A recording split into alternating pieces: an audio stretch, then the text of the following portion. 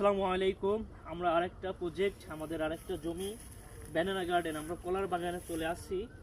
আমরা দেখতে পাচ্ছি যে এই জমিতে প্রায় 4 শতাধিক প্রায় আমরা কলার গাছ রোপণ করেছি।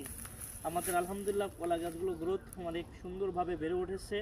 আশা করি আমাদের যথাযথ ফলাফল এই কলার গাছ থেকে আমরা পাবো, আল্লাহ যদি কবুল করে। এবং সাথে সাথে আমরা এই জমিটা নেওয়ার পরেই কলা গাছ রোপণ করার সাথে সাথে আমরা সরিষা সরিষা চাষ করছিলাম। প্রায় 13,000 টাকার মতো সরিষা আমরা এখান থেকে, মানে সব কিছু বাদ দিয়ে 13,000 টাকার মতো আমরা লাভ পেয়েছি আর কি, আলহামদুলিল্লাহ। সেই সাথে সাথে আমরা দেখতে পাচ্ছি আমাদের যারা অর্গানাইজেশনে যারা দায়িত্ব পালন করতেছে তাদের আরও দায়িত্ব পালন করতে গিয়ে আমরা দেখতে পাচ্ছি মিশ্র চাষ করতেছে।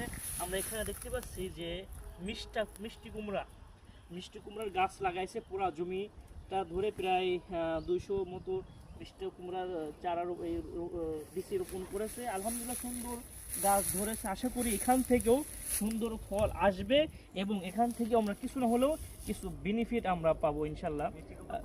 হ্যাঁ, জনি দেখাও, সব পুরোটা দেখাও। আলহামদুলিল্লাহ আমাদের এই শিমুলিয়া অর্গানাইজেশন ডেভেলপমেন্ট যারা আছেন, আশা করি আমাদের এই প্রজেক্টটা দুর্বার মোস্তফা এবং রানা এবং রুহুল তাদের হাত ধরে আশা করি আমাদের এই প্রজেক্টটা আরও অন্তর যত দিন যাবে আমাদের এই প্রজেক্টটা আরও বড় আকার মডেলে রূপান্তর করতে চাই। আপনার সহযোগিতায় থাকবেন এবং সর্বোচ্চ সহযোগিতা ভালোবাসা দিয়ে আমরা এই ডেভেলপমেন্ট অর্গানাইজেশনের সাথে আমরা থাকবো ইনশাআল্লাহ। আসসালামু আলাইকুম ওয়া রাহমাতুল্লাহ।